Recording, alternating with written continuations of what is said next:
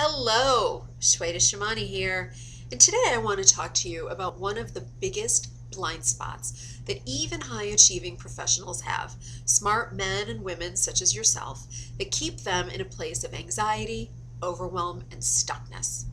And that blind spot is stress. Now, I know what you're thinking, Shweta. I am not blind to the fact that I am completely stressed. And I get that. But what most people don't realize is that when we're stressed, we're actually placed at a cognitive and intellectual disadvantage. Let me explain. Our nervous system basically has two settings. I call them safe mode and stress mode. And when we're in stress mode, the fight or flight response is activated. Now, this is an ancient system that was devised to ensure our survival. And it worked when we were cavemen and cave women living in a predator-rich environment. If we didn't react instantly to the danger that we were faced with, that was the end of us.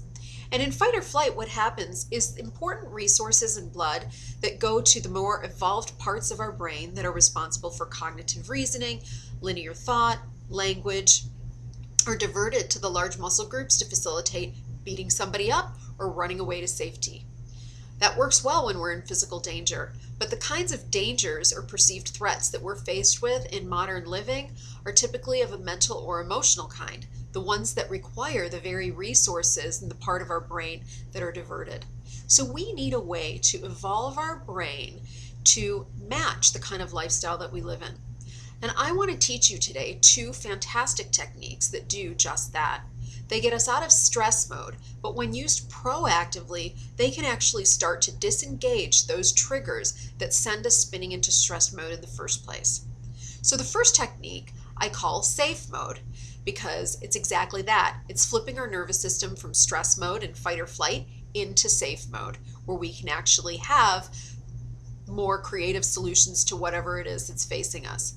So all you do for this technique is take your flat hand and place it on your forehead, and take your other hand and place it on the back of your head opposite the front. So what you're doing here is creating a circuit. And then you just hang out here and breathe. Breathe deeply in through the nose and exhale out through the mouth. And just continue to do this while you're holding the points. You don't need to use a lot of pressure. You can hold these points just really gently. But the points on the forehead specifically are directly related to our nervous system. So you want to just hold these points. And in the beginning, it's fine if your mind is racing and spinning because you're stressed out. But as you continue to breathe deeply while you're holding these points, that stress mode is going to start settling down. And eventually you're going to feel pulses on your forehead underneath the hand that's on the front. And as soon as you do, you can let go. You're officially in safe mode. And all of those resources that were deployed for fight or flight have been restored to your brain. And now you're going to be able to think more clearly and effectively. The second technique is pretty similar, and I call it I'm okay. And for this technique, all you do is you make the I'm okay sign, and then you place those loops on your temples and let your fingers fall naturally across your forehead. Again, there's no need to use pressure here, just gently hold these points. And similar to the first pose, breathe in through the nose and out through the mouth. Allow your exhalations to be longer than your inhalations and just hang out here.